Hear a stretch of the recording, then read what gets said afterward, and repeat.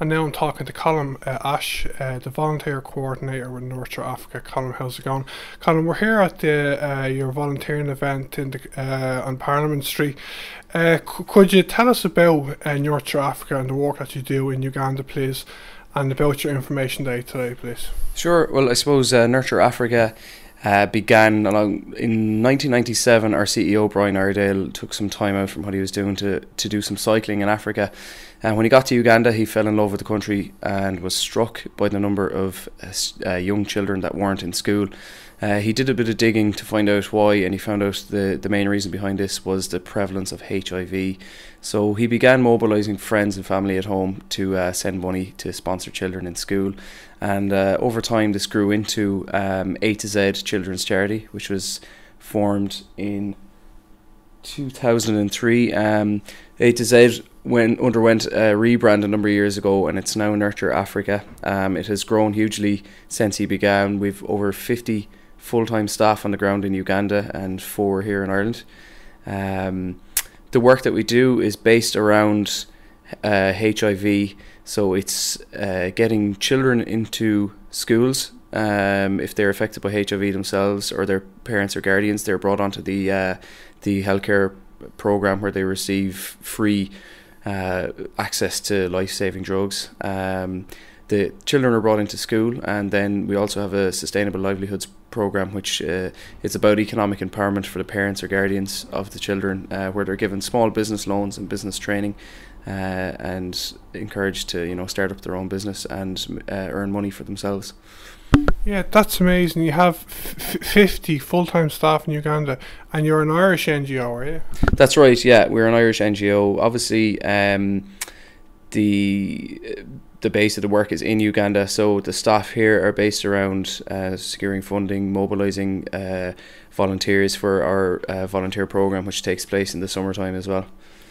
And how many kids do you help around, do you know, Bill?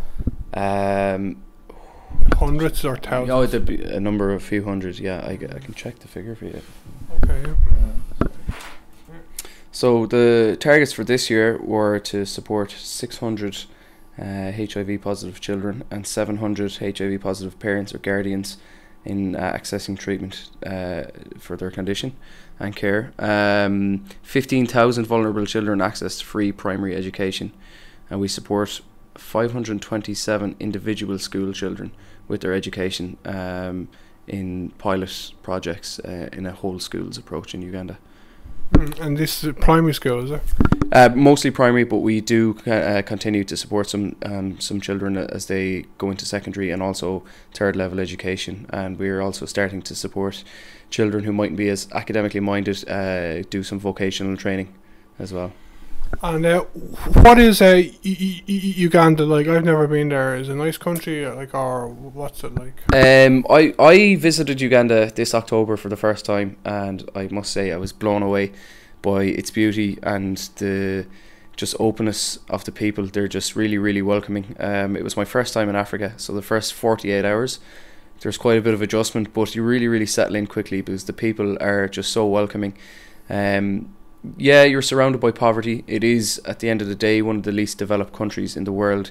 But the most surprising thing, and the thing that strikes everybody, is how happy all the people are with what they have. I suppose it's all relative, and that needs to be taken into account as well.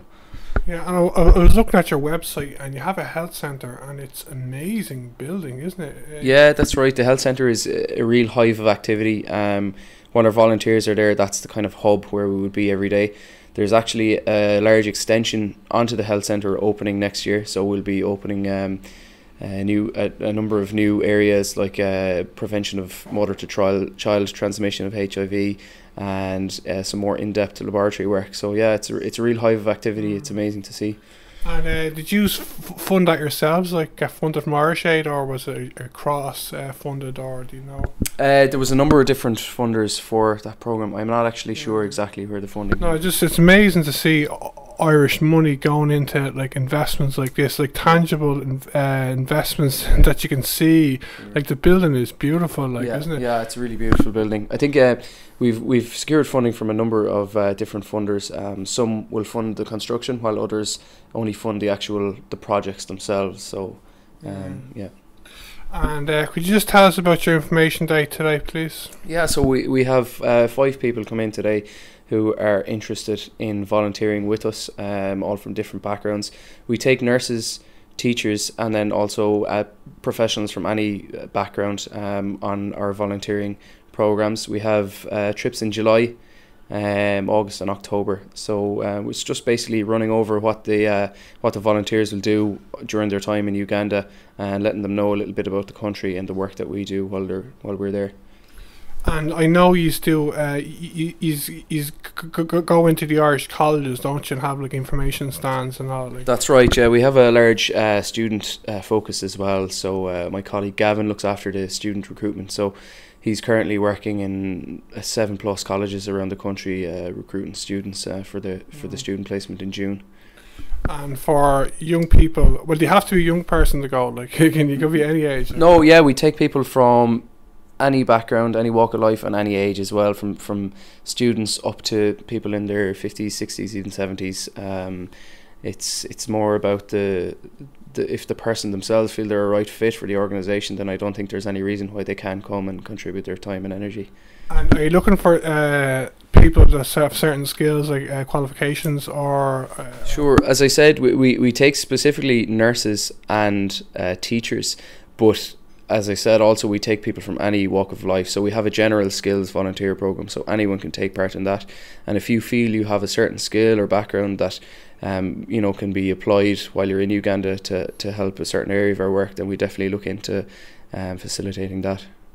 Okay, Colm, thanks very much. Thank you. Cheers.